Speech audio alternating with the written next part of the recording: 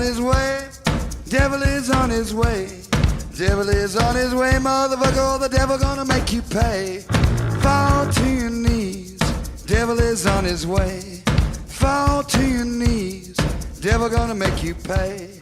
Fall to your knees. Devil is on his way. Motherfucker, he's on his We got a saying for folks like you down here, Dylan. What's that? Slower than molasses. Oh, my God. I see you've taken your usual 2 hours to get ready for podcasting. That's not true. I got up at 1. It's 1:38. No, you got up at 12:40 or something gosh. like that.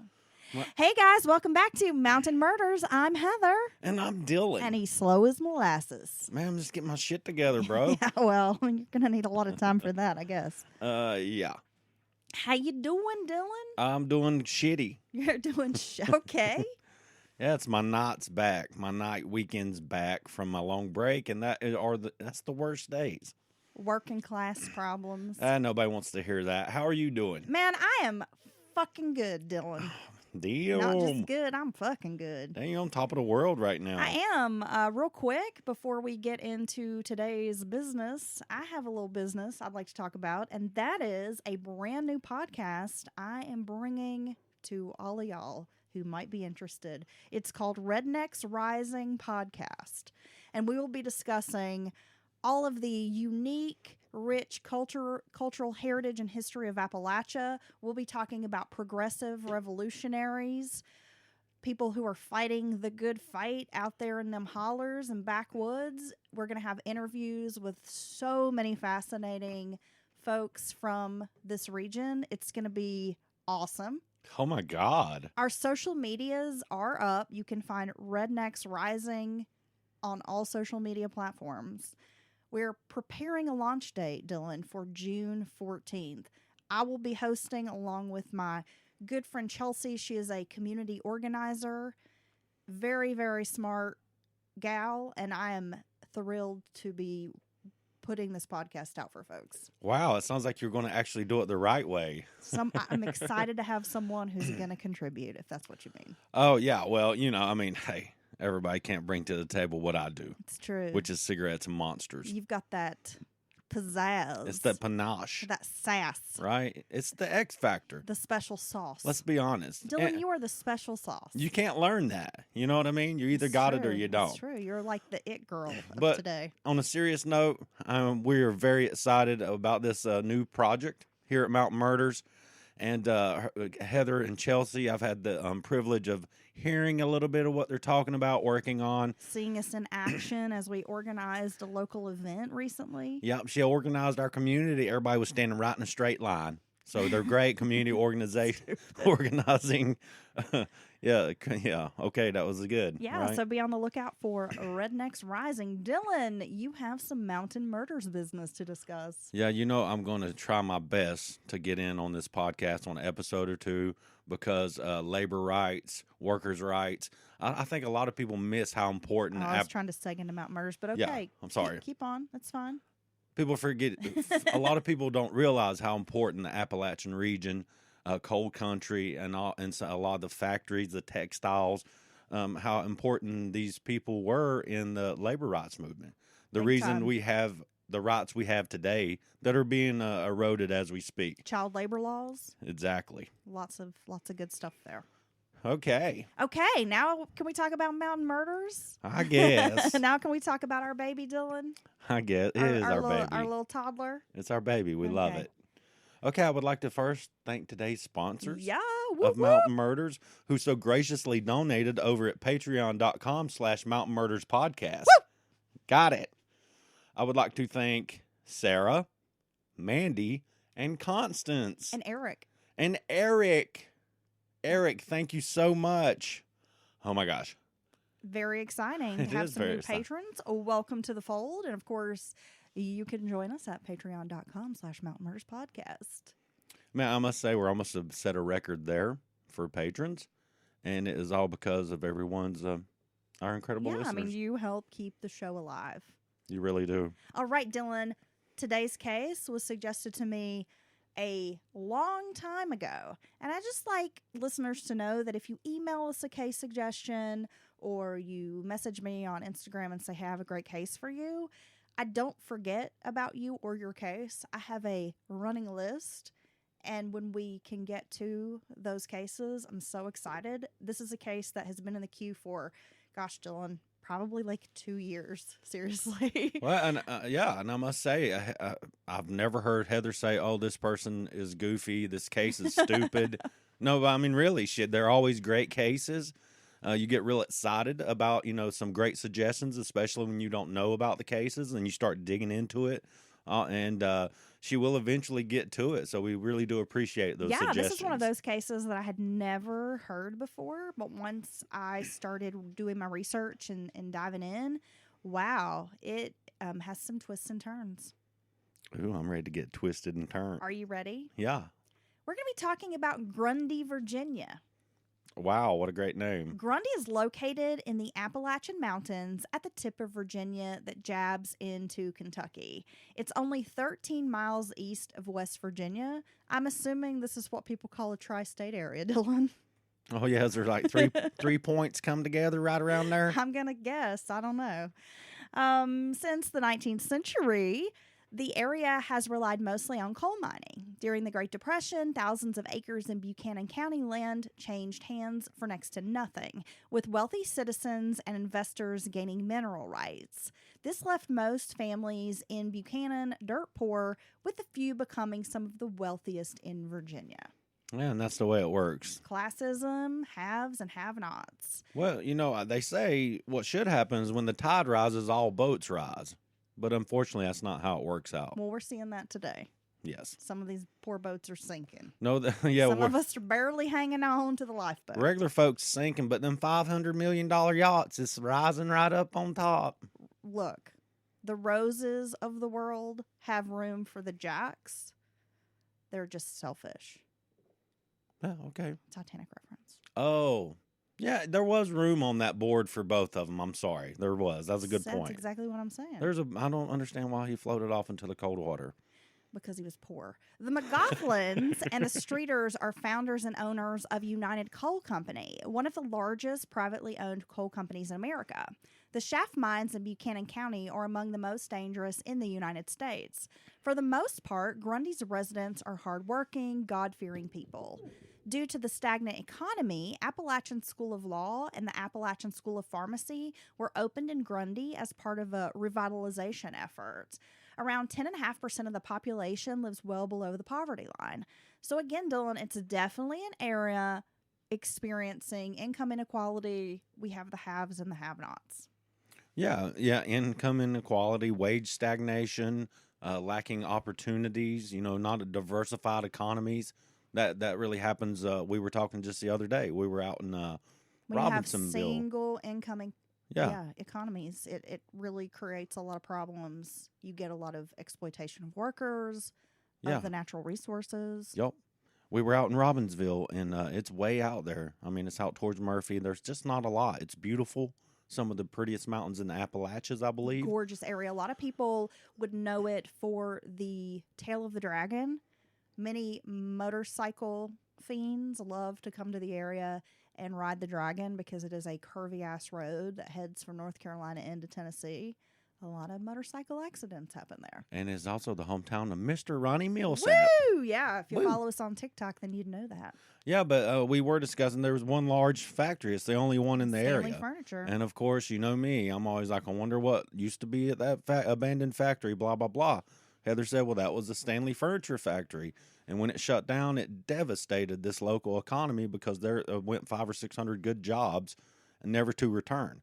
And there's literally no other, not any other opportunities like that there for that kind of solid blue-collar job. Exactly. I love it. Thank you. I love going to small towns with you. Well, if you love that, you should listen to Rednecks Rising podcast, Dylan, because these are the very issues we will be tackling. Okay, on with our story. Wanda Faye Thompson was born on November 5th, 1961, to a coal miner and his wife, who raised their 16 children in a frame house on Home Creek. Oh, my God. 16 children. I don't even know how you do that. That is a home filled with chaotic love. But you spent almost 16 years of your life pregnant. Could you imagine that? No. That's a lot. It's a lot of toll on your body. I'm not quite sure how these um, elder women, these older generations of women, were able to birth and raise this many kids. I must say, it must point out something about, home delivery and wet nurses and The doulas. medullas. Is it medullas? It's doulas. Oh, doulas. Medulla oblongatas. They do good jobs. Oh, my goodness. But no, I mean, these natural births typically at home, very limited medication or medical intervention. Home Creek is about 12 miles northwest of Grundy near the Kentucky line. Wanda was the second youngest child. She had 8 brothers and 7 sisters. They were a close-knit family. Most of the sons were employed in the mining industry. Wanda Fay was known as a pretty girl with strawberry blonde hair and a warm smile. She enjoyed arts and crafts, making clothing, and was known to be almost painfully shy with strangers. In school, Wanda was an average student, but also quiet and never got into trouble. Teachers said she was more than obedient. Just a really, quiet, sweet, self-contained girl. Brad McCoy met Wanda Fay while both attended Grundy Senior High School. Brad was the son of Max Hezzy McCoy, which is kind of a cool name, Hezzy. He was a United Coal employee who also owned a white limousine that he rented out for events like weddings and special occasions. Brad and Wanda's sister, Brad and Wanda's sister Lydia, they worked together at Piggly Wiggly. That's a really solid grocery store. And though Brad was 2 years older than Wanda, he at first set his sights on Lydia. But she rejected him and was like, you should meet my little sister. Oh. He met Wanda and began dating her. That was common, it seemed like, back in the day. If you don't hit it off with one of the siblings, but then you meet one of their other siblings or cousins and you're kind of into them. I think this is kind of a funny story, Dylan. So my Nana Dorothy married her first husband, and her brother married her husband's sister. So my mom's siblings, they have double first cousins. Oh. Now, if that's not the most mountain thing you've ever heard, I don't know what is. Yeah, they got some tight heritage on their papers there. Oh, yeah, I guess so. But, at least they married outside the family, I guess. Yeah, I think that's double first cousin on paper. I think we'll let that one slide. In 1978, after graduating from high school, Brad married Wanda Fay at the Grundy Baptist Church. Both the Thompsons and McCoys felt the marriage was a match made in heaven, despite the fact that they were very young. Wanda had considered returning to high school in the fall, but soon realized she enjoyed being a housewife. Wanda decided to drop out of school. 3 days after graduating, Brad went to work for United Coal as a parts clerk in one of the company's repair shops. It was a sought-after job because it was above ground, away from the dangerous methane gas and breathing the coal dust. So he lucked up with this position. Brad and Wanda were able to rent a home only 2 blocks away from his parents in an area called Long Bottom. We have the best names for places in Appalachia. At the time, Brad's salary was enough to provide the couple with a simple life, which is really all newlyweds could ask for. Over the next few years, Wanda and Brad settled into married life and routine. Approaching their 3rd wedding anniversary, life for Brad and Wanda seemed to be charmed. The couple was in love as ever, really, and living a quiet, happy life near friends and family.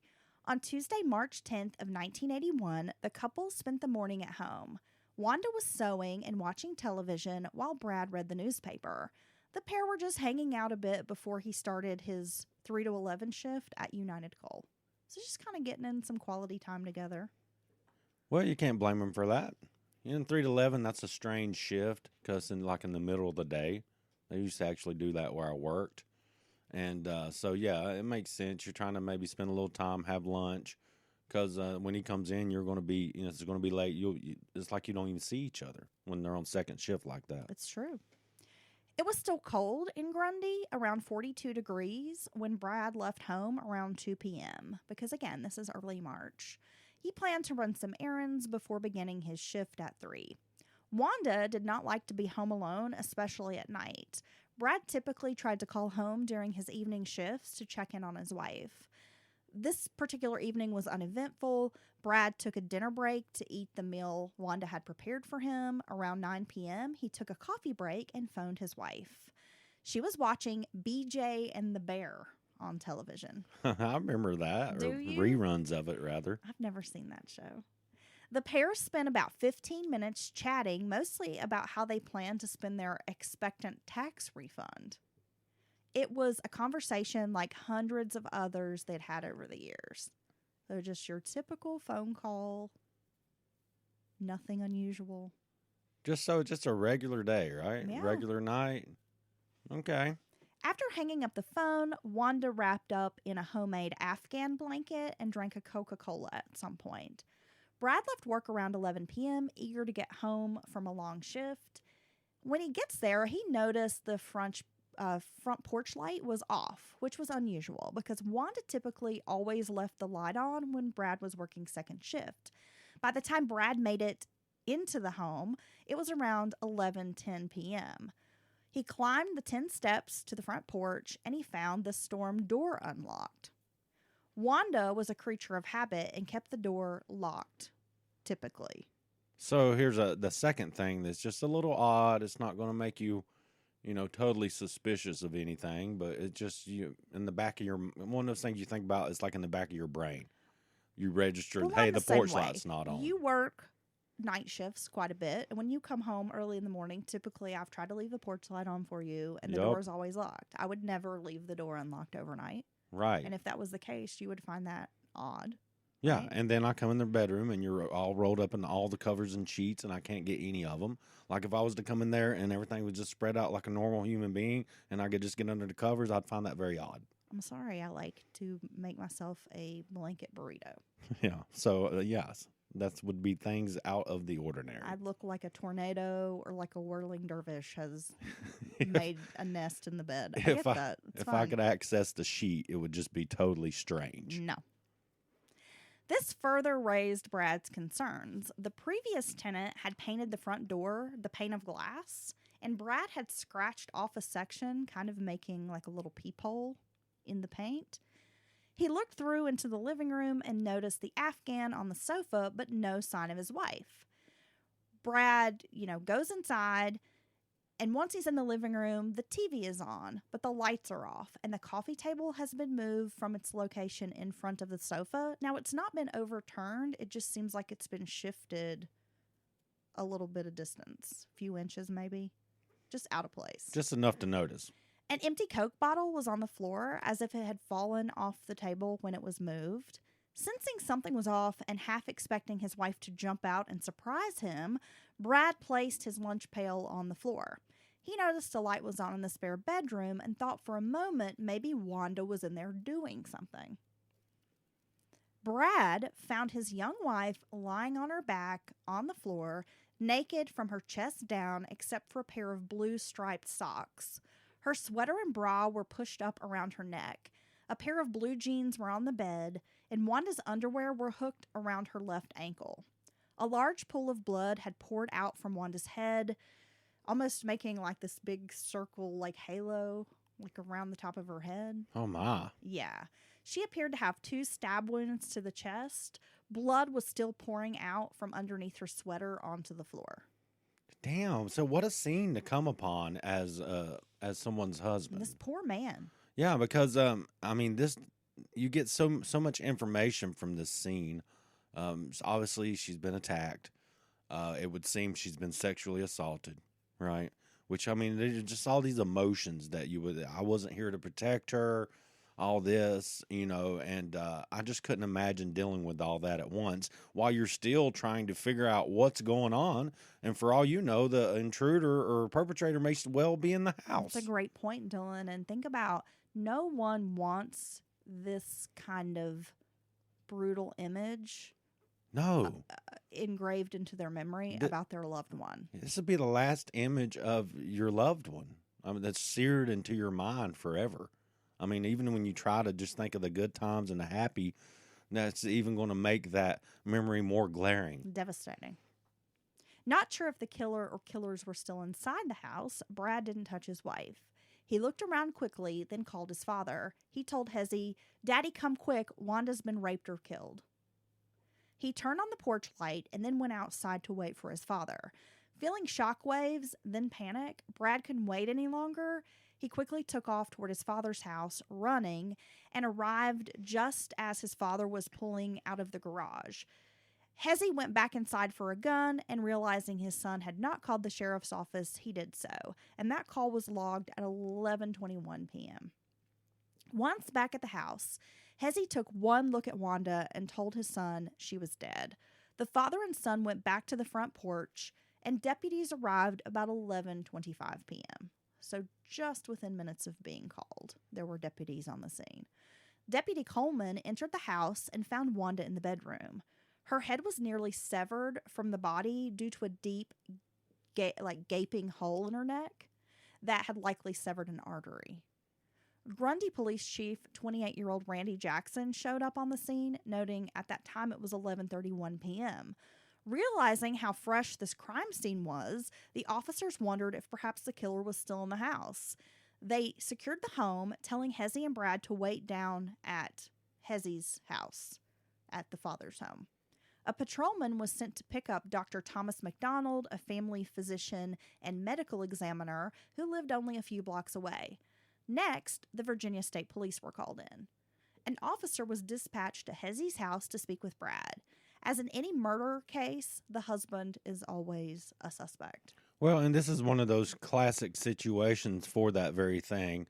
He's coming home from work. He just got there. He finds the body. You know, we've even heard of horrible monsters before trying to arrange it where like their children or someone else finds the body because they did kill them and they're trying to make themselves look better. But so he's in one of those classic situations. But what I would think of if I was one of them, this is happening very fast. He got home at 11. Here it is, barely a half hour later. They're already securing the scene, possibly, looking around the area for suspicious persons as well, because she was literally still bleeding when he found her. So, yeah, this is kind of an extraordinary situation. Dr. McDonald determined the woman had not been dead long, maybe only a half hour. His estimate was that Wanda was killed sometime between 10 and 11. Jackson was hoping the state investigator, Jack Davidson, would fully take over the case. The Grundy Police Department and the Buchanan County Sheriff's Office were not nearly as seasoned in murder investigations unless they were fairly cut and dry. Like somebody owed money, a drug deal gone wrong. Spousal Exactly. or family connections. Yeah. Yeah, and it's good when small town departments, it doesn't matter what you're doing. You've got to admit when you don't know, or you're out of your depth, or you're just going to screw things up. So I think it's sometimes you get this pissing contest. Yeah, exactly. And that only hurts an investigation. But whenever these smaller departments are just like, please, bring in state investigators, FBI, whoever. They have resources. They have more knowledge and experience. It's just a smart thing to do. I'm sorry, I keep shifting in my seat because my butt is going numb. Mm-hmm. And if you hear weird farty sounds, it's the chair. Mm-hmm. It's not me. Comfortably numb. Hezzy had phoned his wife before leaving Brad's house to tell her about the tragic murder. When Brad arrived at his father's home, he called Wanda's daddy, Sam Thompson. News spread throughout the Thompson family, and Wanda's sister Peggy took it upon herself to relay the information to her sister Trish, who was only 16 years old at the time. And we'll get into Trish's story here in just a second because, it's going to be interesting.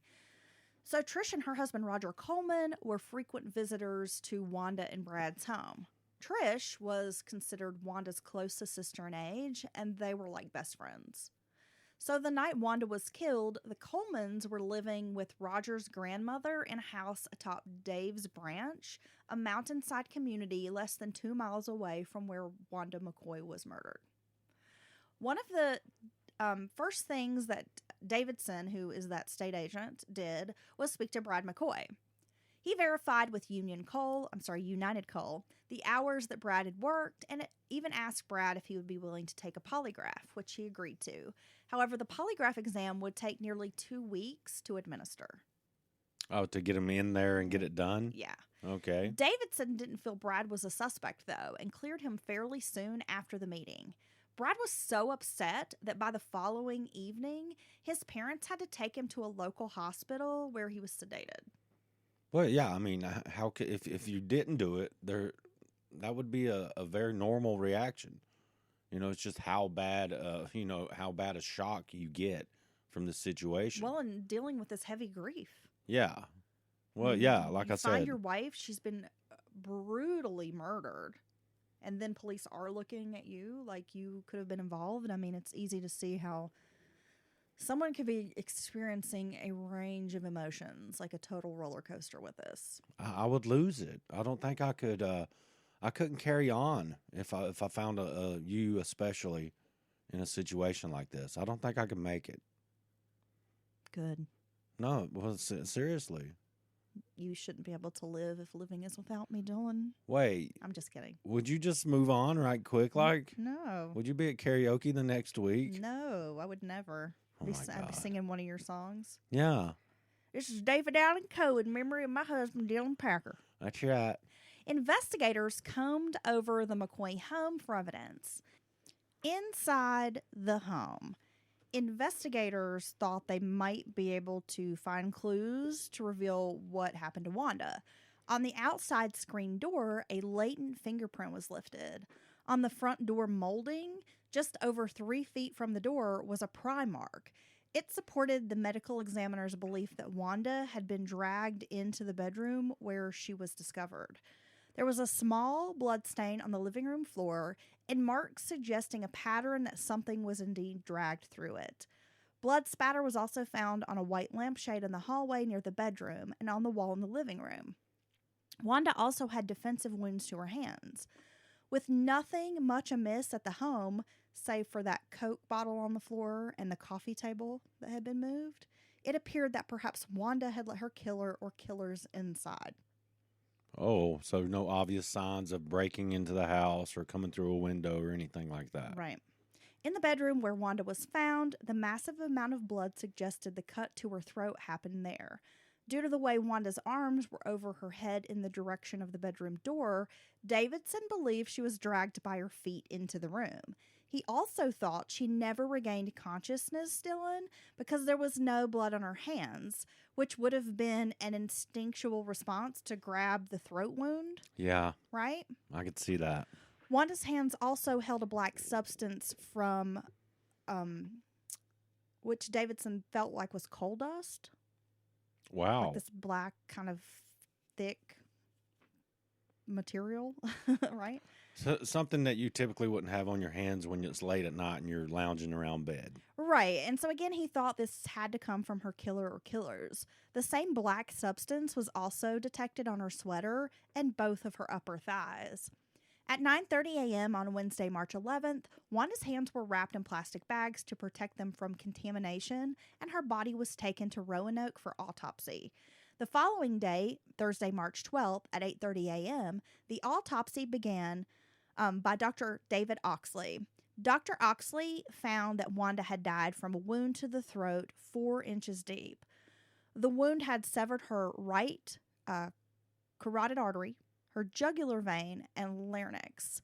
It appeared to be made with a single stroke by a sharp instrument in a downward motion from the right side of Wanda's throat to the left. Wanda also had 2 deep wounds to the chest, one near her left breast and one by her breastbone. The first wound penetrated her liver, and the second got her lung and heart. According to Dr. Oxley, there was little blood associated with these wounds, which led him to conclude that they were delivered when Wanda was already dead or near death. So she's been nearly decapitated. Yes. About the only thing still attached is her spinal cord area, maybe. But it sounds like the rest of it is just one clean slice through. Yes. So that leads me to think that the person was rather strong and the instrument was rather sharp. The examiner also found 2 hairs near Wanda's genital area that did not belong to her. He didn't know any trauma to her vagina or rectum, but took swabs to determine if there was a presence of semen. Blood samples and the black substance were also taken and preserved. Although there was blood underneath her fingernails, the examiner did not save any for further testing, stating in his report it was an insignificant amount. Okay. He also didn't test the blood on her hands, believing it was specifically Wanda's own blood.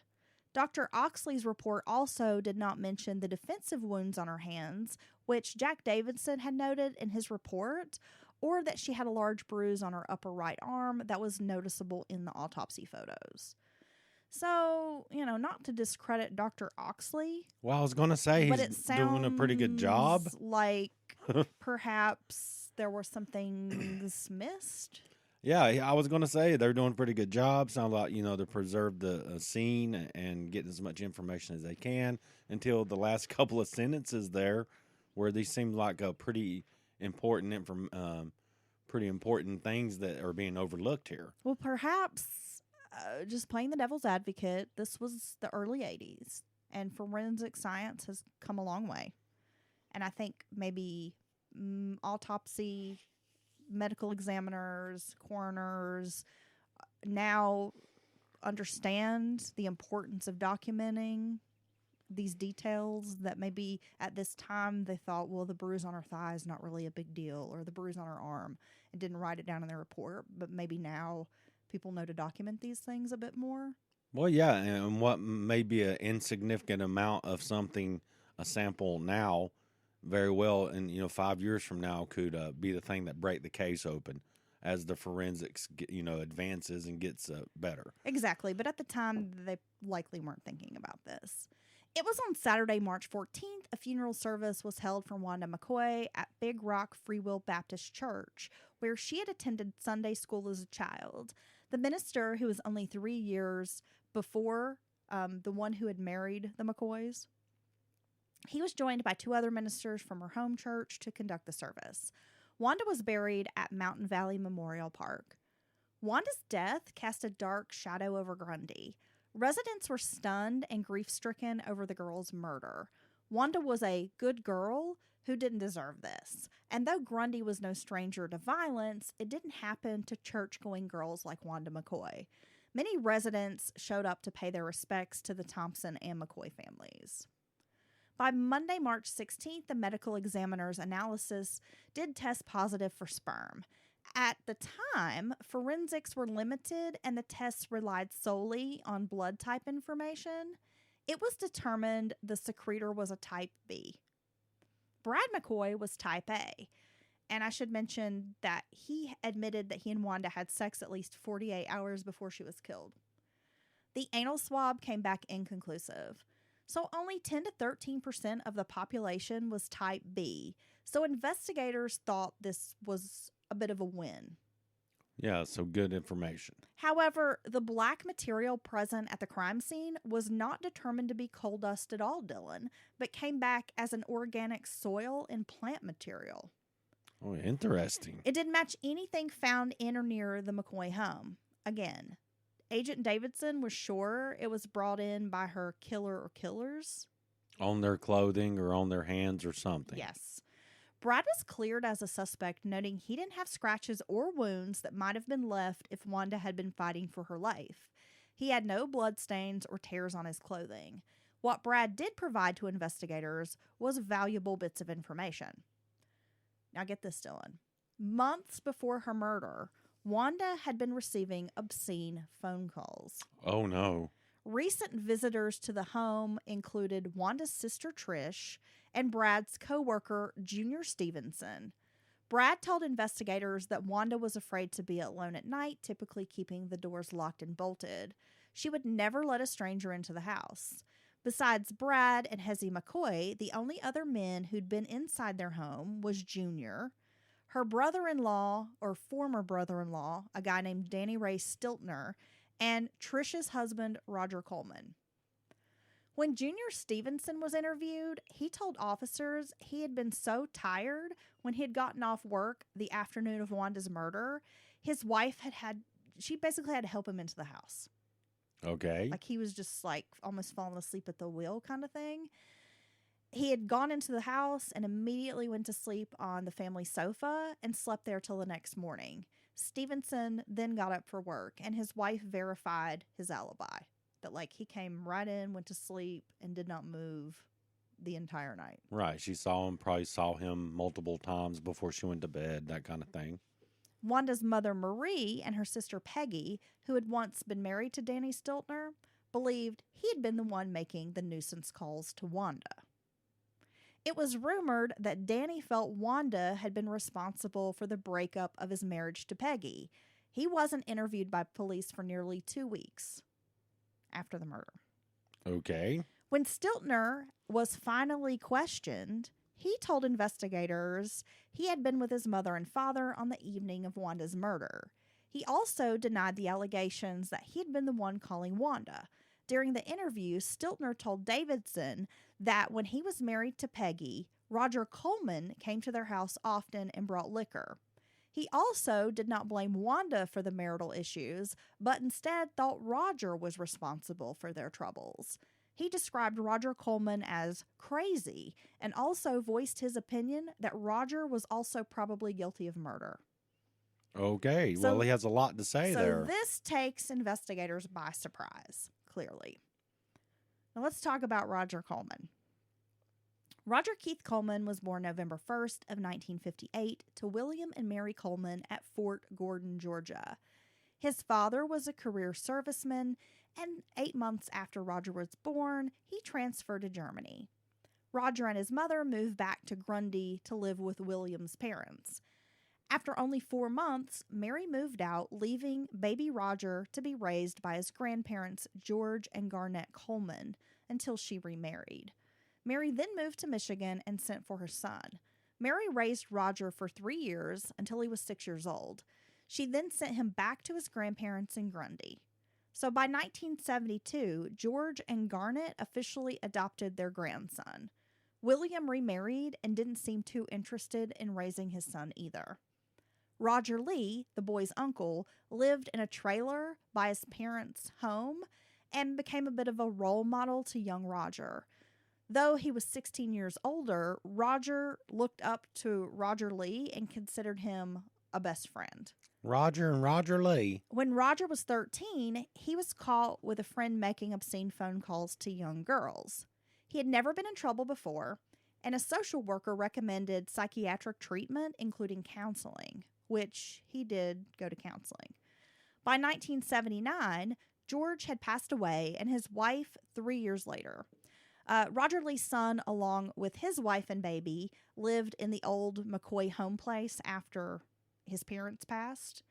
Roger Lee had quit school after 4th grade because he had suffered from rheumatic fever, and he went to work in the mines. By 41, he had to use a cane and suffered the effects of black lung. So young Roger saw the toll that working in the coal mines had on his uncle. And again, this is like his hero, his role model. Roger vows he is never going to work in the coal mines. So Roger Lee at just over 40 years old is basically so bad he can barely get around. Yes. From working in the coal mines. Yeah. And see, that's another sad part of coal country. There's many proud multi-generational miners and families out there, proud of the work they've done. But it's so dangerous. It is very dangerous work. And it comes at such a cost. I don't think anyone that works in those mines for any amount of time gets out without some kind of an ailment or an injury. You know what I mean? And but then there's what other chance is there to make good, solid money? Not a lot of opportunities. Not a lot, as we can see, as the mines have shifted and dried up and closed down. The devastation to this day that's still happening to these areas. Yeah, I kind of bring up some of this story just to let you know, like Roger Coleman, I mean, he came from kind of one of those close-knit mountain families where everybody kind of lives right there together. Right, which is common. You got multi-generations living right in the same, plot of land. Same piece of land. Next door to each other. They can typically see each other's house. Roger Lee's kids, once the grandparents have passed away, moved into the big house. You got... Right. that kind of thing. I think most of us who grew up in Appalachia either have family that lives this way or we know people who live this way. My family ain't got no land. My family ain't giving me no land. I'll just say that. Mm. They got damn creeks, communities named after them, but they ain't giving me none of that land. That's okay. You know what? I don't even want the damn land, okay? You just have to pay taxes on it. Yeah, you just have to pay taxes on it. You don't never own nothing. You pay taxes till you die. See? Yeah. Exactly. That's what people who have land say. Sons of bitches. Okay. Back to our story. So Roger Coleman was an above average student in high school, though his grades did not seem to match his high IQ. Though only 5'9", Roger was a fantastic basketball player when he was attending Grundy Senior High School. He was an avid reader when he wasn't working, because he often worked to help pay for bills and groceries, like to help his grandparents out. He explored all the mountains and valleys as a hunter and fisherman. He loved the outdoors. Roger wanted to go to college, but like a lot of poor rural Americans without financial means, Roger decided to enlist in the military. In 1977, he joined the Army while still in high school. Then the flood came. Oh, an actual flood? Yeah, Dylan. Okay. Okay. Are you ready for the flood story? Yeah. Okay. So in April of 1977, a flood swept through Grundy. On April 3rd, the rain started at night, and by the next day, the ground was saturated. By noon, the mountain creeks were raging. Soon there was debris, trees, appliances, trailers, boulders, cars, whole houses, smashing everything in the narrow hollows, just being batted around like a pinball. Yeah, I think it seems like I'm no flood expert, but the floods in our regions seem to come fast. And a lot of the creeks and rivers run, downhill. When you got the headwaters out of the mountains, raging. Yeah. It's gonna, and water, the thing about water, it is unstoppable and it is going to take everything in its path. I personally think water is one of the most powerful forces of nature on Earth, even more so than fire. It's hard for man to even push back against water in any capacity, because it's just I don't know, it's water. It's hard to deal with. Buildings were ripped from their structures, bridges destroyed. According to the Weather Service, 15 inches of rain had fallen, and Lavisa Fork River was 30 feet above its banks. The rain and water receded as quickly as it moved in, but left behind just mass destruction of this county. Yeah, see, there isn't acres once it leaves its banks. There's not acres of area for it to kind of disperse across, which flood's a flood. It sucks. It's bad anywhere. But in these narrow hollows and stuff, there's really nowhere for the water to go. Once it leaves the banks, it's just like a big wall of water coming down through there. All major roads into Grundy were closed off by boulders and debris. All kinds of little bridges destroyed. Yeah, tons of bridges leading up to communities just washed out or washed out. Washed out. Depending on where you're from. The flood closed Grundy Senior High School. Roger Coleman was seen in the parking lot on the morning of April 7th talking to others about the flood damage. The Rife family, Preston and his wife Brenda, both school teachers, along with their 6-year-old daughter Megan, lived in a new A-frame home at Hobbs Branch. Preston also ran a used car lot on the weekends, so he had headed out to check the damage to his business on this particular morning. He left Brenda and Megan at home. Around 10:15 a.m., Brenda was clearing breakfast dishes when there was a knock at her front door. She sent her daughter Megan to see who was at the door, and Megan reported back, "There's a boy at the door." When Brenda Rife opened the door, a teenager wearing a Grundy Letterman jacket and a white sailor hat, I'm assuming what we call the Dixie cup, that traditional white cap, Okay. right? Told her that he was working with a volunteer crew cleaning up flood damage and asked if he could have a glass of water. He didn't leave after the first glass of water, so Brenda kind of awkwardly is like, "Can I get you another drink? Can I show you the door?" Can you leave kind of thing? Yeah. She didn't want to be rude, but none of us really want an uninvited guest. do we? Especially a stranger in our No, home. no, I wouldn't be comfortable with that at all in any capacity. So he says yes, he'll take another glass of water.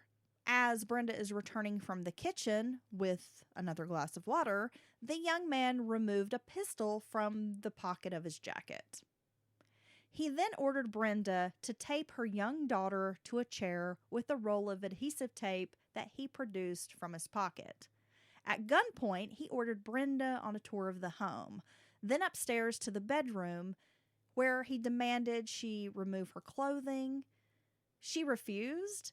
He put down the gun on a hallway table, then tore off her robe and threw her onto the bed. He pinned her down, trying to kiss her. Brenda resisted, and at one point, she was able to scratch his neck. This made the young man angry, and he told her he was getting the gun. That's when Brenda made a daring leap from the bed, pushing past him and running outside. Realizing her daughter was incapacitated, she went back in to get her. Then she got back onto the porch. The boy grabbed her, and Brenda ended up getting her legs stuck in a hole. Kind of, it almost described it as maybe between the house and the porch. Yeah, like a gap in the deck or something like that. Yeah, so she's stuck. She can't move. The boy, he is bending down to try to help her, and that's when she grabs his gun. She tosses it under the porch. Now, by this time, neighbors were driving up the road, and Brenda starts screaming. The assailant, realizing he left his hat inside, ran back into the home. And as the neighbors approach, Brenda watches the young man run out a side door and up a road into the woods, Oh my God. while her young daughter's frantically running around the yard screaming for help. I mean, this is quite a scene. Yeah, I'm sure. And very, very, very scary. And I'm sure traumatic for this mother and daughter. Well, yeah, because she just managed to save their lives, I'm sure, right? Yeah, I mean, absolutely. Because her attacker was wearing a Grundy high school jacket, she looked through yearbooks and was able to identify Roger Keith Coleman as the young man. Because law enforcement was consumed with the flood and issues surrounding that disaster, Preston, her husband, devised a plan. He borrowed his father-in-law's delivery van. His father-in-law owned a local floral shop, and drove to the Coleman home place where he found Roger. He asked the boy to come help clean up the floral shop. He was like, "Oh, folks in town told me you're a really good hard worker. Will you come help us clean up this shop?" And Roger was like, "Yeah, sure." So Preston immediately drives him to Brenda, who's now at her parents' home, and she identifies Roger as her attacker. Damn. That's when Preston drives Roger to the police station, and the boy is charged with attempted rape. So, can I say it's not smart? Okay, well, rape and attacking people shouldn't do it. No. It's horrible. It's right there with murder in my book. I mean, the only thing you can do worse is murder. But you shouldn't wear your leather jacket when if you are going to do this. Would you agree?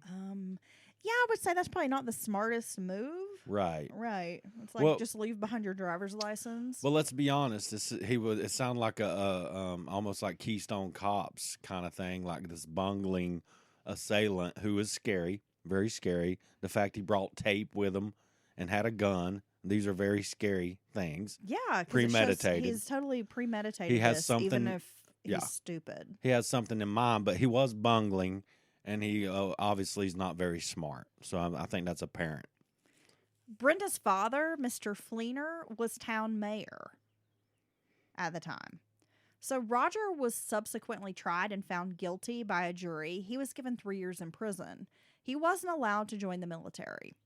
Roger Coleman served 20 months and 1 day in prison. He was released in March of 1979 and went to work in a drift mine near Grundy. The summer after his release from prison, Roger met 15-year-old redhead Patricia Thompson. She was enamored by the tough ex-con, who also seemed intelligent and articulate. Her parents were less than thrilled that their young daughter had chosen him as a mate, but the pair were married in August of 1980. So not only is Roger an ex-con and a convicted rapist, but he's Yeah. also a fucking pedophile because she's 15 years old and he's an adult man at this point. Why doesn't that surprise me? It's gross. It is gross. And the fact that multiple states in our country right now, the age of consent is as low as 16 years old. There are politicians and legislators who want to lower the legal age to get married to like 13. So you're not allowed to join the military, drive a car, smoke cigarettes, buy alcohol, but you can get married when you're 13. I do not understand how Child marriage laws are fucked. in this day and age we could even have these conversations and act like we're serious about it.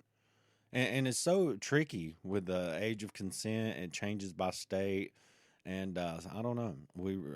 It just seems like there could just be a blanket. This is the way it is at the federal level. I mean, it's 2022, people. You got to protect the young people. But no, anyway. there's a great documentary I want to say on Hulu called Child Brides, and it is disturbing but a very moving documentary with interviews with women who survived child marriages. It's abuse. There is a woman in Florida who was pregnant at 9 years old, married off at 11 to her abuser. And all these child marriages do is save pedophiles from prison time. That's exactly right, And- because all these rights come along with this person being your wife. And then these girls are underage. They can't leave abusive situations. They don't have money. They don't have financial means. And shelters, like domestic violence shelters, won't take them because they're underage and there's liability to be considered. They have nowhere to turn for help. It's fucking awful. Yeah. So anyway, Roger's a fucking pervert. But eventually he's welcomed into the family. Brad and Roger become friends because Trish and Wanda were so close. I may skip around a little, but it will all make sense soon, I promise. When Peggy arrives at the Coleman house to inform Trisha and Roger that Wanda has been murdered, they dressed and joined the Thompson family at, like the family home. I believe it was in Home Creek where they lived. Oh. So they go to the parents' house. All the siblings are there. Everybody's obviously mourning, shocked. When Agent Davidson began asking questions about Roger Coleman, he learned from Danny Ray, which was Wanda's brother, that normally Roger Coleman would be working at the draft mines around the time the murder took place. But he had unexpectedly been laid off on the night of Wanda's murder. Oh, so he should be on shift, but he wasn't. Yeah. And then right after the murder had taken place, the whole family was gathered together. So Agent Davidson went by to speak with them, particularly Trish and Roger. But by the time he arrives, the Colemans had already left. While interviewing Marie, Wanda's mother, she confirmed that Roger had been off work, but did not believe he was capable of harming Wanda. He's a good boy. He's a good boy. He tries hard as he could. Now- He's been running from his name all his life. Now, Jack Davidson set his sights on Roger Coleman as the prime suspect as soon as he learned the man was an ex-con who had not been working on the night of Wanda's murder. Yeah, not only an ex-con, but a convicted Convicted rapist. rapist. And obviously, he's perfect for the MO, right? During his initial interview, Roger Coleman did not exhibit any scratches or wounds. He gave a pretty detailed timeline of the day, of leading up to Wanda's murder, including specific times and people he had encountered throughout the day. Okay, so as I said, I'm going to skip around a little bit, but I promise it'll all come together and make sense. There's a method to my madness. 2 months before Wanda's murder, on January 12th of 1981, 2 female librarians at the Buchanan County Public Library were victimized by a man who entered the library before closing time. The man exposed himself to the women.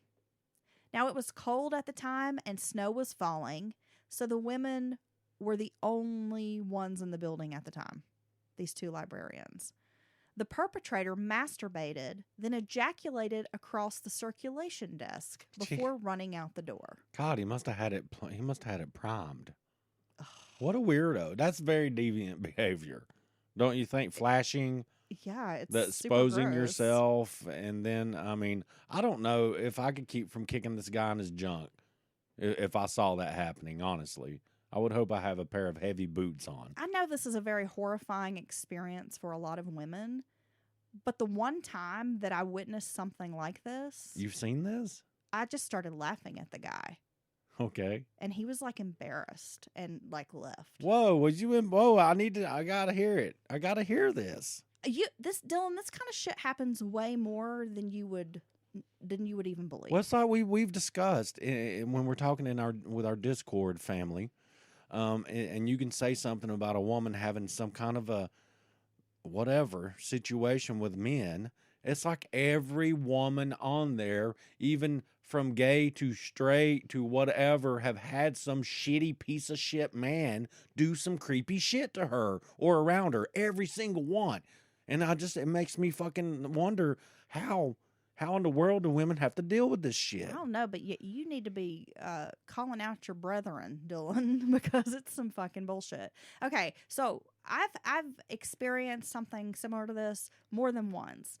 When I was a child, growing up, right here in this county where we are sitting today, there was a public pool at the rec park. Okay. Okay, and there was a man notorious. Like every fucking body who lived here and grew up going into the pool in like the late 70s into the early 80s know about this guy. Well, like he should multiple be people. A convicted sex he drove offender. a blue Ford LTD, kind of like one of those bigger cars. Big square body car. Yep. And he would sit at the rec park, like in the parking lot, as children were passing, like from the swimming pool heading over to where the playground was. Yeah. And would be naked and like exposing himself and doing things to himself, while women and children, because it was mostly like moms and kids, would be walking across the street to the playground to have a picnic, eat lunch, play, whatever. On more than one occasion, we saw this guy, and of course, I was always shoved or ushered away. And on more than one occasion, my mother and my aunt called the police from the payphone, told the pool manager. At no point did the manager ever come out and ask this guy to leave. Oh, God. Okay. My mother and my aunt called the police department, called the sheriff's department. At one point, they laughed at her and hung up on her. Okay, so this is why this guy continues to do this. This guy was never checked for this shit. And this went on for years. And I cannot even tell you the number of friends, people I've grown up with here that know exactly who I'm talking about when I tell this story. They're like, oh, yeah, that pervert at the park.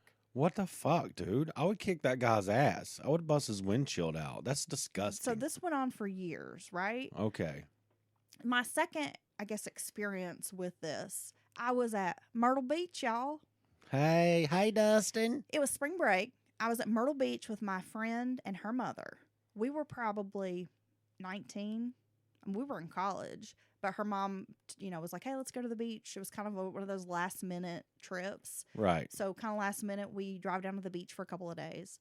We're walking down Ocean Boulevard at Myrtle Beach, busy area, lots of people. There's a guy sitting in a parking lot of a hotel right there at the sidewalk, watching everybody pass by. And it was obvious what he was doing. And I should mention, he had his door open. So if you were coming and you looked at a certain, you were walking down the street, you're not coming, but you're walking down the street, and you look at a certain angle, you could see this guy. Boom. Yeah. He was trying to weird people out. Right. Going to town. Of course, immediately my friend's mom is screaming, oh my God, girls. Oh, shock, which I think just gets these perverts off. Well, that's what they're going for. They love that. That's part of it. So I'm an asshole, and I've always been one. So immediately I start pointing and laughing and calling this guy out and making fun of him. Well, then everybody on the street stopping and looking at him. And my friend's mom's like, oh my God, don't do that. He could hurt us. And I was like, fuck that pervert. Why are you trying to show everybody that tiny thing? Nobody can see it. Just whatever, berating him. Yeah. Did he quit? Shouldn't be body shaming a person, but I was just doing I could to humiliate this guy, because I was like, I'm not going to let him make me feel violated on the street. That motherfucker shut that car door, drove out of that parking lot as fast as he could when somebody pointed him out. Hey, look, you can't the body shame at pieces of shit like that. I'm well, sorry. I will, Because Yeah. anyway, so every time I've seen this, I've noted it, and I will from, now on, I will call some dude out for this shit. Well, it's disgusing Because behavior. I remember being a kid and Yeah. just how violated my mom, my aunt, like these adult women who saw and knew what was going on, like how Right. violated they felt by this. Yes. And I'm like, fuck you, dude. I'm not going to let you make me feel like shit when you're the fucking freak. No. So here we are So got this pervert with this deviant jerking behavior. it on the circulation desk. So, and you have these two women. They're the only people in the So I'm library. sure they were afraid. They were afraid because you don't know. Because Exactly. when someone goes that far outside of societal norms, you don't have you almost you believe they're capable of anything, right? Well, yeah. I mean, they're unarmed. He could have a gun. I mean, you never know. Right. So I'm sure they felt very afraid and horrified, violated. I mean, there's a lot that went along with this, I'm sure. Well, a week later, the women identified the assailant from a yearbook photo. And guess who it was? I'm gonna say it was Little Raj. It was Roger Keith Coleman. And that case was still pending at the time of Wanda's murder. Really? So Yes. this was recent. Right before, 2 months before Wanda was killed. Okay. Davidson will learn that about a week after Wanda's murder, Roger Coleman returned to read library books in the forensics section, as well as documents housing the Code of Virginia. So just checking up on the law. That's odd, right? Well, yeah, and yeah, I mean, and especially if you don't normally look at those kinds of things, you know what I mean? Yeah. Well, according to Coleman, he told Davidson he left for work between 8 to 8:30 p.m. on March 10th. He missed the van, which drove the miners up to, like, the mine entrance. So instead, Coleman drove his truck up. And when he got there, learned his shift had been laid off. He chatted with another miner, then started home before realizing he had left his coveralls and knee pads up at the mine. So he had to drive back up there a second time and gets there between 9:45 and 9:50. He spoke to the foreman and others departing at 10 p.m. He saw another friend on the road, so the pair stopped and talked until about 10:30 p.m. From there, he drove to a nearby trailer park to visit with another friend who was also out of work. Roger thought the two men might do some job hunting the next day. However, that friend didn't appear to be awake, the lights were off, so Roger went across the street to another trailer and watched TV and hung out with the neighbors. He then went to the miner's bathhouse to shower, though he had not been working that evening, which is odd. That is odd. He's also right in that window of possible time of death. He Very then interesting. arrived home around 11:05 p.m. Roger handed over the clothing he'd been wearing that evening, including a pair of jeans he said were wet, likely from the mine. Examination of the jeans found blood spots on the right leg and a tiny spot on the left. The type of blood, it was type O, same as Wanda's. Oh, what a dumbass. Roger turned over 2 knives. One had a 3-inch blade and had a very small trace of blood, but it was not enough to determine if it had been human or animal. So it was just like a little pocket knife, I imagine. On March 13th, hair samples were taken from Roger Coleman. They were consistent with the pubic hair found on Wanda's body.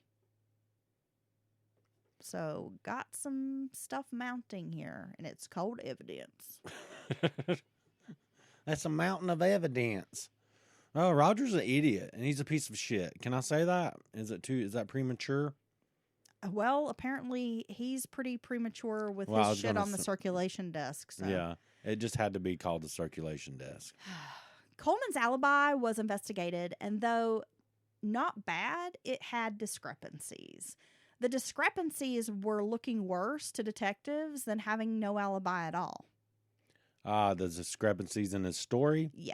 were, okay. So to them, in their mind, this is proven that he's lying more so than if he just said, I went home, was by myself all evening. Yeah, and I'm not going to dive too much into those discrepancies, but I'll just say his story changed and evolved quite a bit.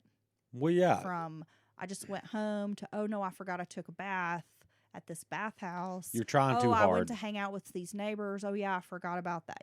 Just. It's too much detail. People don't typically recall their day or evening or anything in that kind of detail. They know the general outline of what they did. But when they get this type of really deep detail, however you want to say it, and you keep adding more and more detail to it, it's a good sign that you quite possibly could be lying.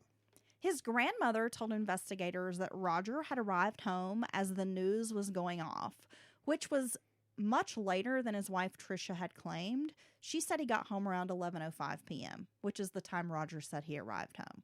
But his grandma says no, it's when the news was going off, which typically is like 11:30, maybe even noon, depending on the broadcast, right? There were other issues with the alibi about conflicting times that he was seen by others. A month later, on April 13th, an indictment was handed down for rape and capital murder charging Roger Coleman. He was arrested while working at the Snowball Coal Company and jailed without bond. 22-year-old Roger Coleman, if convicted, faced two possible outcomes: life in prison or the electric chair. I vote for electric chair. On April 14th, Coleman appeared before the judge, and this had been the same one who had overseen his previous rape conviction, and declared he could not afford a lawyer. So he was appointed a new, inexperienced lawyer named Terry Jordan to represent Coleman. Jordan pointed out that he had never represented a felon in a case or had experience with any serious crimes. So the judge brought in a second lawyer, Stephen Airy from Tazewell, to assist. Nearly a year would pass before Coleman went to trial. In that time, his wife Trish changed her opinion from one of support to believing that her husband was guilty. In the beginning, Trish was an ardent supporter who visited Coleman in jail often, but eventually stopped coming. On June 4th, Roger attempted suicide. His depression only seemed to lift when he began visiting with a minister from his childhood church. Roger attended jail services regularly and, before trial, completed 136 Bible lessons. What the fuck? Is this Sunday school? I don't care how many damn Bible lessons this dude does. Man, there's nothing against religion. Man, fuck this guy. And it doesn't surprise me with his wife, because I'm sure at first it might be hard to admit that possibly, now, granted, she got with him and married him after he was, ex. Yeah, but she was 15. I mean, it's right. not exactly like she was mature enough to make a decision like that. True, but... And was probably groomed by this guy. I mean, sure she's she a was. child. Sure she was. But, that has to be in the back of her mind. Well, you were in jail, and he was probably telling her, I didn't do it. It was bullshit, blah, blah, blah. But, and it may have just took her some time to, come to grips with the reality of the situation. And then, that's how she fell out of favor with him, which that doesn't surprise me in at all, and I'm glad she did. Coleman believed his lawyers were failing him. He began taking an interest in his own trial, even writing a letter to the judge who had denied a change of venue request. Roger Coleman gathered documents from the prosecutors that he thought proved his innocence, and he sent them along with a handwritten letter to Peggy, Wanda's sister, asking her to share the information with the Thompson family. On March 15th of 1982, Roger Coleman's trial began. His inexperienced and ill-prepared attorneys were basically steamrolled by the prosecution. The only victory they had was pointing to a fingerprint on the door that did not belong to Roger Coleman or Brad McCoy. They also pointed out that Dr. McDonald, the physician who examined Wanda first, had rolled her body over, which would have left the pubic hair on her body potentially. Okay. It's strange that there could just be random pubic hairs on the floor belonging to a stranger. I'm just saying. Yeah, I'm saying how did it get there on the floor? I don't feel like there's going to be pubic hair randomly, on the bedroom floor, Dylan. What I like to do is I keep a little bit in my pocket. Oh, okay. And I just kind of spread it around like Johnny Appleseed. Oh, when you go to friends' houses? Yeah, I'm Dylan pubic hair. I just spread it around. And you never know what could happen. That is gross. And I want to be involved in an investigation. And I honestly think this is the best, quickest, easiest way to get involved if my pubes are found on like a dead body or something. Just randomly. Yeah. Oh my People I don't even know. This is we'll talk about this later, okay? Witnesses, the couple from the trailer park where Roger had dropped by on March 10th, testified that he had arrived around 10:20 p.m., which would have given him a window of time, though small, to rape and murder Wanda if she had been killed around 11 p.m. Trish took the stand for the defense, but it merely did little to help her husband. It was obvious she had strong animosity toward him. When she had originally told investigators, you know, he came home at 11:05, the clock was ticking, I was reading a book, you know, I kind of glanced over, saw what time it was. She goes on the stand and denied knowing what time he arrived home. Oh. So she tells investigators the story up front, but then gets on the stand, doesn't mention reading, looking at the clock, none of that.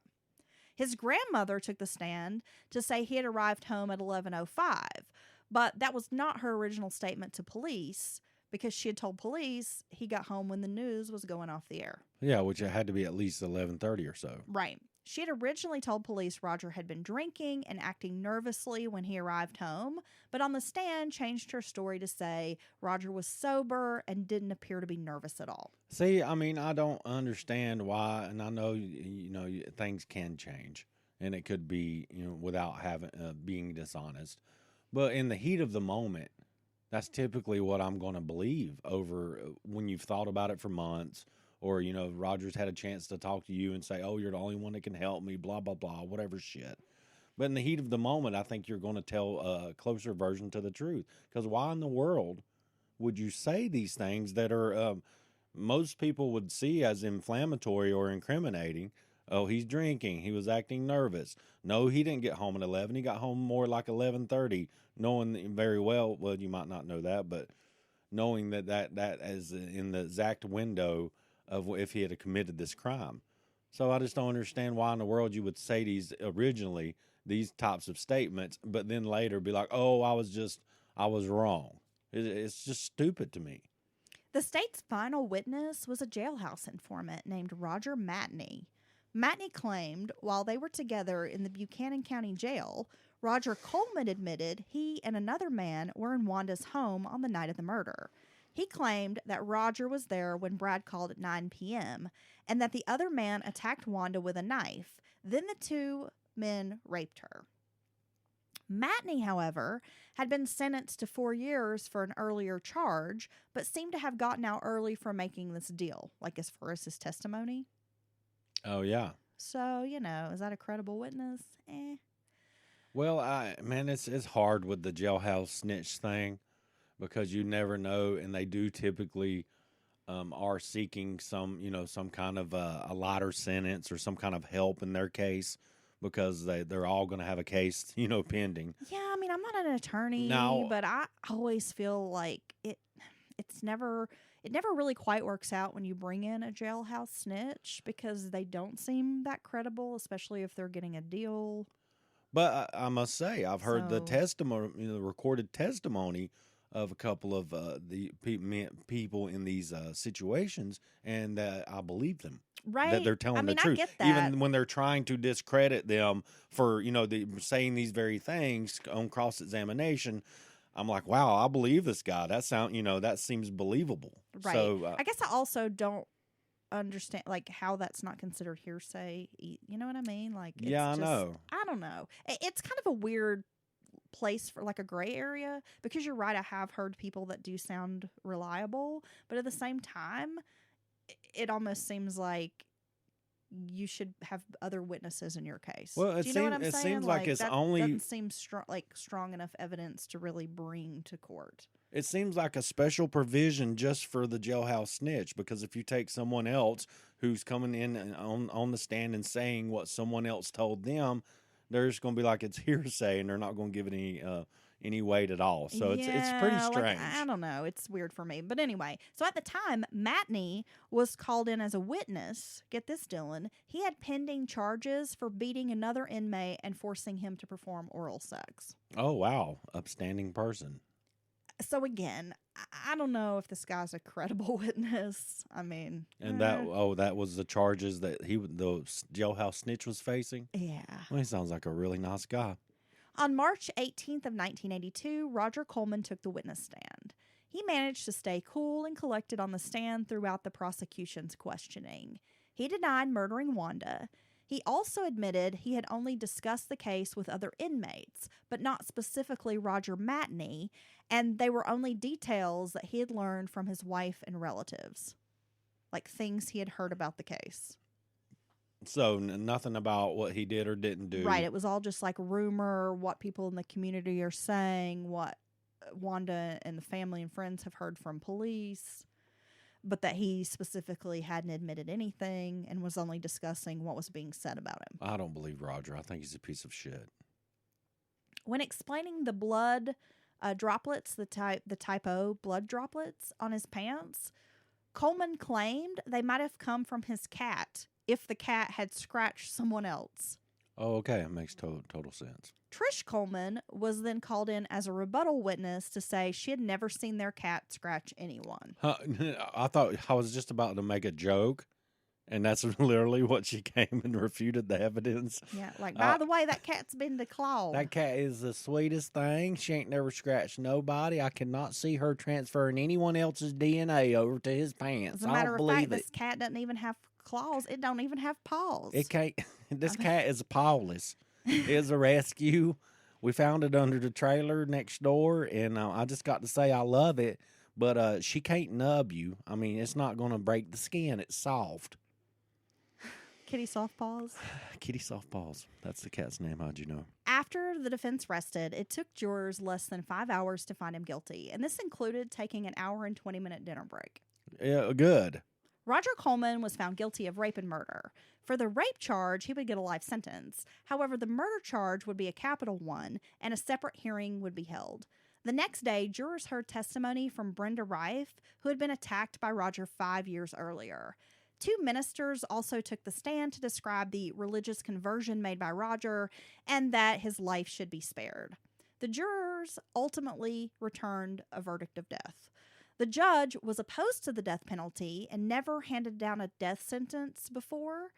However, he could find no legal reason to overturn it. And the judge actually cried when he handed down the sentence to Roger Coleman. Well, I mean, there are people, too, that get to have their personal beliefs. But, I mean, that's the way the system's set up. And Exactly. The jury has spoken. And I have seen judges jump way outside what the jury thought would happen or should happen. And so, but it's okay for them to have their own personal beliefs. But, you got to follow the law.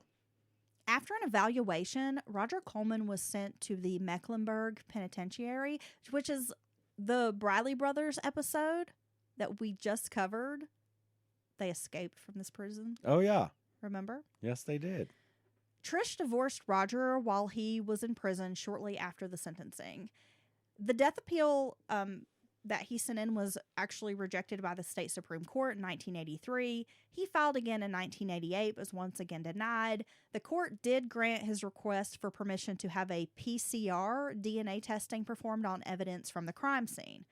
In October of 1990, Coleman attempted a third time, this time a petition for writ of certiorari. I'm not Latin. Which was finally granted by the Supreme Court. The argument was set for February 25th of 1991. The PCR DNA results were done November 7th of 1990 and determined that Coleman was not eliminated as a suspect. Only 2% of the population could have produced the sperm found on Wanda McCoy's body, and Roger was in that 2%. So the forensics had advanced to the point where they can get more than blood type, but they still can't say without the, beyond a shadow of a doubt, this is definitely this man's DNA. It hadn't advanced that far yet. Right. But hold on, there's more. Just wait. However, there were actually 2 suspected sperm donors found in that sample. But if you remember, Brad McCoy admitted he and his wife had fornicated.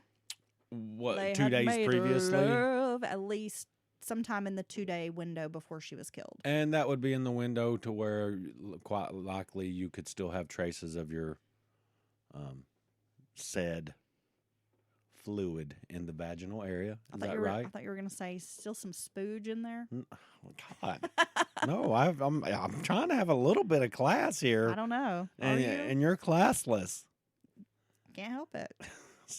I was not going to say spooge and a victim's vagina in the same sentence. I'm sorry. Well, I didn't say I'm just saying spooge up in there. So, but yeah, okay. So, I mean, it's you. Hey, you got one. You know how it works better than me. Is it 2 days later? You feel confident that a sample of me would be found inside of you? Okay. On June 24th of 1991, in a 6-3 decision, the Supreme Court held that the mistake made by Coleman's lawyers in filing a document like days later, because they kind of missed a deadline to file for this habeas writ, whatever appeal. I'm not a legal person. That it created a procedural default that prevented consideration of his federal petition for writ of habeas corpus. Mm-hmm. So once again, Coleman filed a petition for rehearing, and it was denied.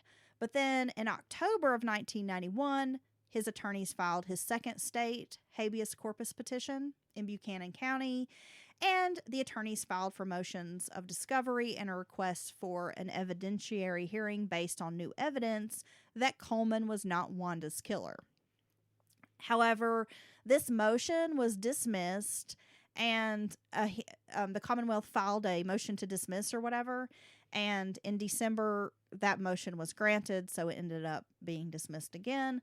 With fewer chances to prevent Coleman's execution, his attorneys and friends began going to the press, to the media. They said Coleman was innocent. His attorneys named a viable suspect. His attorneys claimed a next-door neighbor of Brad and Wanda, who had a history of violence against women and was an alleged drug user, was the actual killer. But now we've got the state of Virginia or the Commonwealth preparing to execute this man anyhow, even though we have this other suspect. Right. Well, yeah. I mean, I wouldn't consider that it's exculpatory evidence. I mean, you just kind of threw that out there, right? I mean, I don't know how much they investigated. Well, that's the thing is they didn't really have a lot of evidence pointing to this man. It was mostly just people speculating, well, he could have done it. Right. I mean, and it's not like they have no evidence against Roger, right? Right. I mean, they got some. You got a shaky alibi. You got her blood type on your genes. Even with the more modern forensic test of the sperm, you're still included in that category as being possible. With only 2% of the population. That says a lot. Right? And, I don't know. Because that's a pretty small number. You got your history. You can't look past that. I mean, I don't know. I feel like Roger did it. In February of 1992, Virginia pressed for an execution date. They wanted it to be March, while Coleman's attorneys requested that it be set after that final petition for the federal habeas corpus be heard and decided, but neither got their request. So Roger Coleman was scheduled to be executed on May 20th of 1992, unless another court or the governor intervened. See, so with the habeas corpus, so what they're basically saying, this is for me, I had to figure this out for my mind, is you have a right to go in front of the judge to be heard, because I'm going to assume it's basically because you have evidence to prove again, to stop something, be it your sentence, death sentence, right, or whatever.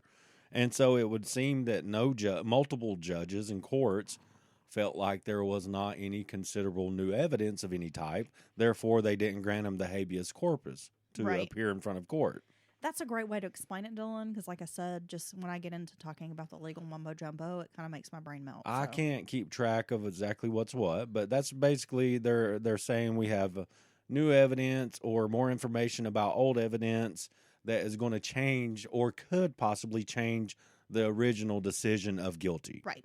So then Governor Douglas Wilder intervened on behalf of Roger Coleman just hours before he was scheduled to die. Public support for the death penalty gained by the day, and although attorneys continued their quest to prove that this next door neighbor was the real killer, they knew their client was likely going to die May 20th. Well, it sounds like they've exhausted all of their appeals, and all the machinations of the legal system have been used. So they have nowhere to turn. Time. Newsweek magazine featured a national story on March 31st of 1992. When was that? About Roger Coleman. They had a large photo of him in handcuffs and legs chained together. They had text declaring him innocent of the crimes. Then the Washington Post, the New York Times, and the New Republic all wrote articles on the case that were pretty favorable to Coleman. What the hell? Berating the Commonwealth of Virginia and discussing what a fatal error it would be to execute an innocent man. I mean, I guess I would have to read those articles to see what evidence they're citing. Surely there's some cause in that, but I don't see it personally, not from your story. Well, around the same time, at the end of March, Brad McCoy was urged to provide blood to be matched against the extra detected specimens, I guess you could say, in that PCR DNA testing. Okay. Because remember, they found 2 sperm samples. Okay. So on April 7th of 1992, it was determined that the extra specimen did come from Brad and matched his account that he and his wife had sex a day or 2 before her murder. Well, there you go. Right? So, but, so Roger's lawyers are saying that's the other man. Yes. But how is Rogers there? You see what I'm saying? It doesn't work, people. So then on April 24th, Rogers' attorneys file a petition for his writ of habeas corpus, along with a motion to stay his execution pending a final decision on this petition. Oral arguments and the Commonwealth's arguments were presented or scheduled for May 6th.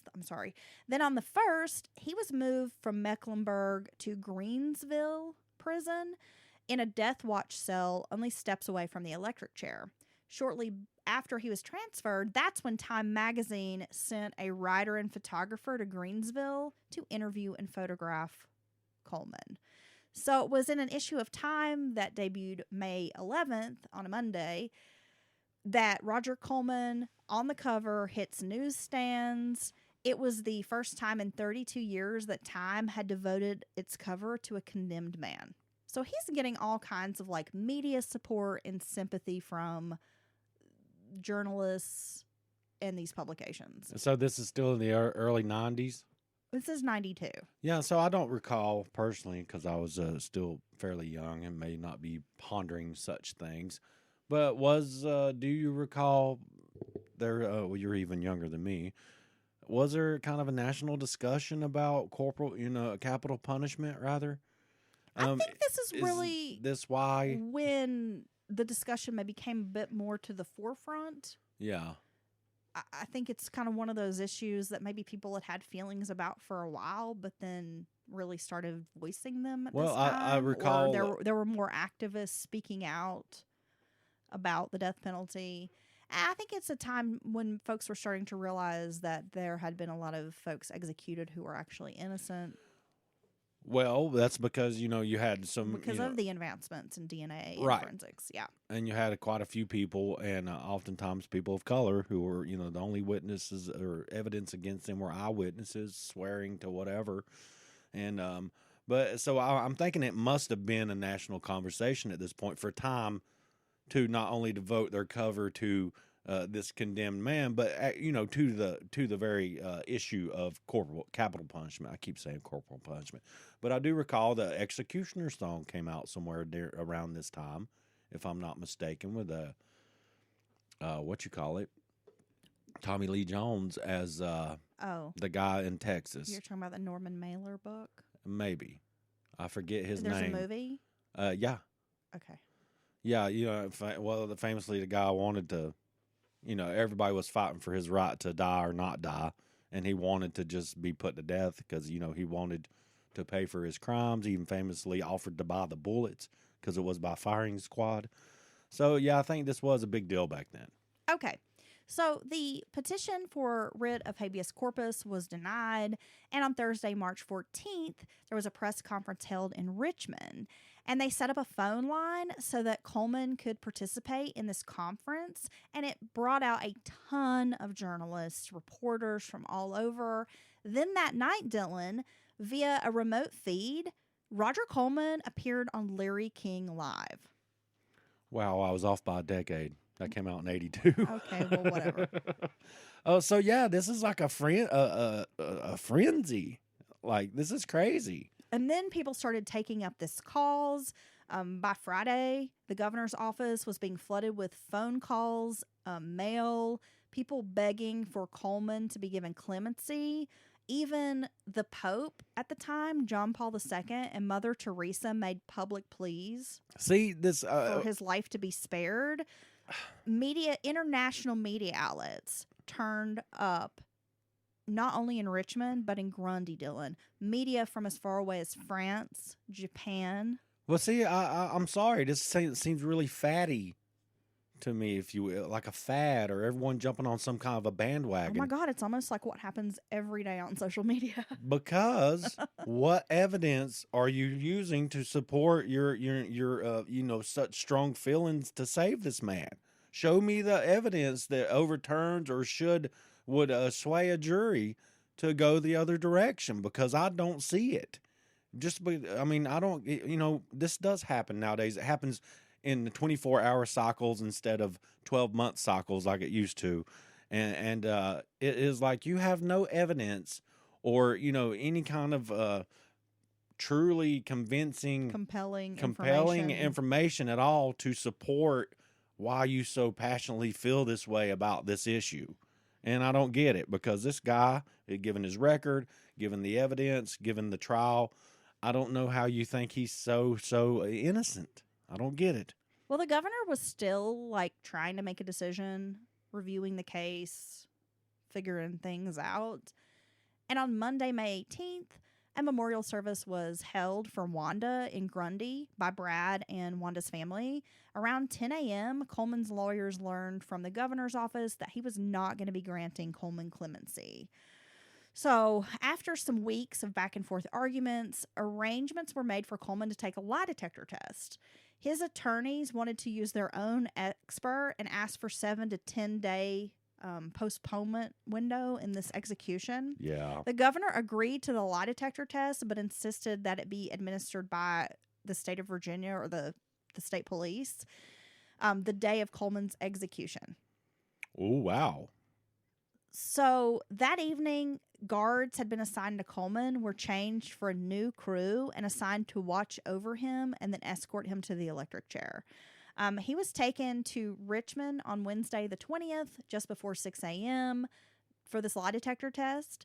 And despite being told otherwise, his attorneys were not allowed to be there. Okay.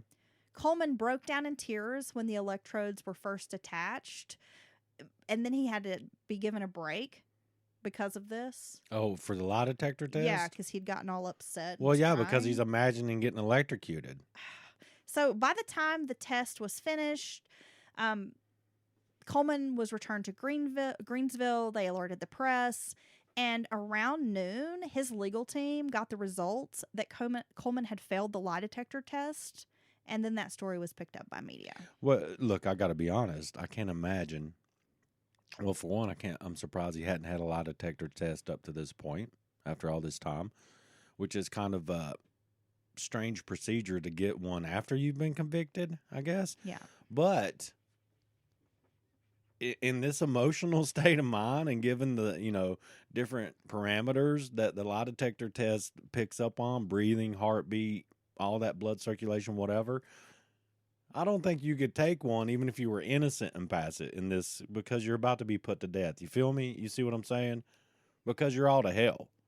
So I think this was moot at this point to even try a lie detector test, honestly. So before he was given his last meal, he was allowed to visit with a female, Sharon Paul, who had been his pen pal, and then they became romantically involved. Then after this, he had his last meal, which was, I don't know if it's ironically, but he had tombstone pizza. Nice. Maybe no pun intended. I don't know. Sprite and fudge stick cookies. Well, he kept it simple. I Simple. think I would have shot a little higher than that for my last meal.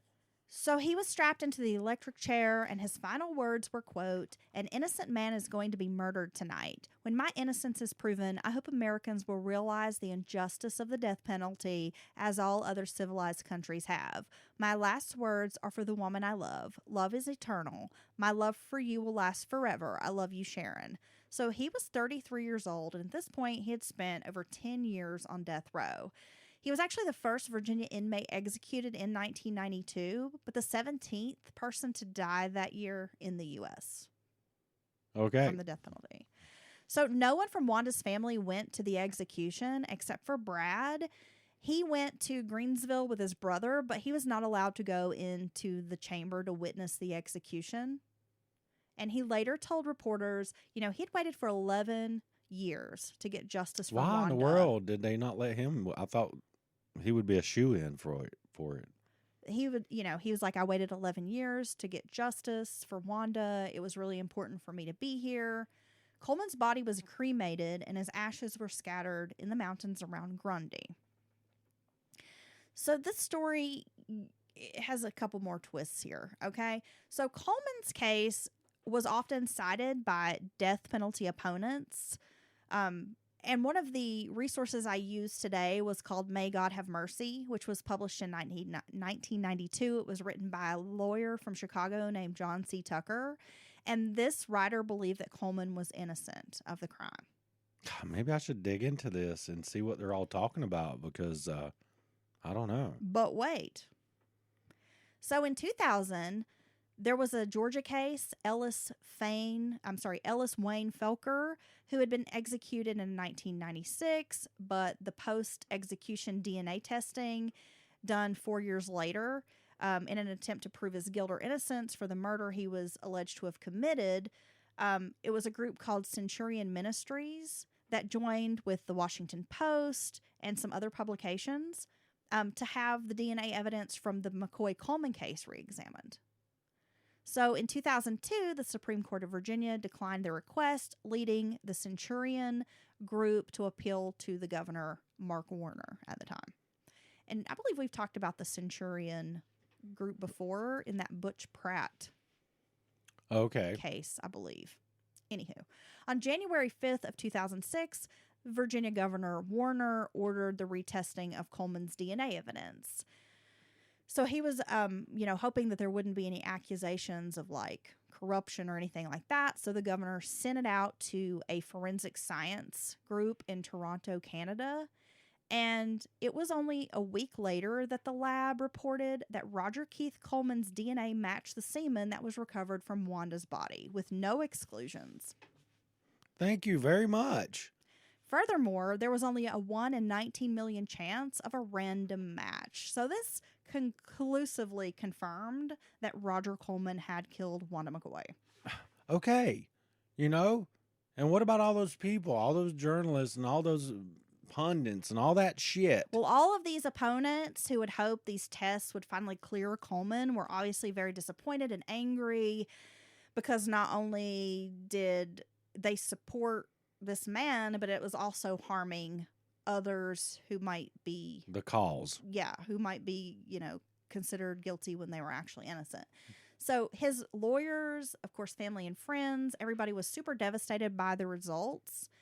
Jim McCloskey, who was with that Centurion group, told reporters that he felt betrayed by Coleman and that the last words, quote, "An innocent man is going to be murdered tonight," had really upset him, and he didn't understand how a guilty man could lie like that. Now, some believe that Coleman and Wanda could have been having an affair, and that's what explained the presence of Coleman's semen. Shut these the people are fuck up. still You still can't just say I was wrong, right? Yeah. You're still gonna shit on the victim and her life and her shit. Her memory, her reputation, everything. and all that stuff. You can't just say I was wrong. You can't believe that this guy lied. He was sort of, I guess, the one who really spearheaded the Coleman is innocent idea, and he's like a minister and all that. And he still continues to debate whether Coleman was truly guilty. Like, he still is trying to make excuses for why Roger Coleman's DNA and semen was present on Wanda's body. Well, let's be honest. This guy's used to making excuses to explain things. He's a minister. All right. So Brad was able to remarry in February, went on to have children with his second wife. He told the writer John C. Tucker that although he had a wonderful life with his new family, he would never be able to forget the image of Wanda that night. He also said that he did not initially suspect Roger as a suspect because Coleman had not only been his friend, but was also family, and that it was only after learning of the blood typing and hair results and Coleman's earlier record that he began to believe that Coleman had in fact raped and murdered his wife. Well, yeah, and like you said, she didn't like being home alone. She wasn't very unusual, unlikely for her to let a stranger in. Well, he wasn't a stranger. He'd been to her house before. He probably used I need some help, or can I use your phone, or some dumbass excuse, because this guy was a fucking predator. All the evidence states, in his history states, that he was a predator in training, and this was his culmination of his efforts to be a monster. And all those people run around so sure that he was innocent, they had no evidence. They had no evidence to support their theory, as far as I can tell. Some lawyer standing up and saying, doing the old, it must have been this other person bullshit defense. I mean, come on. That's not enough.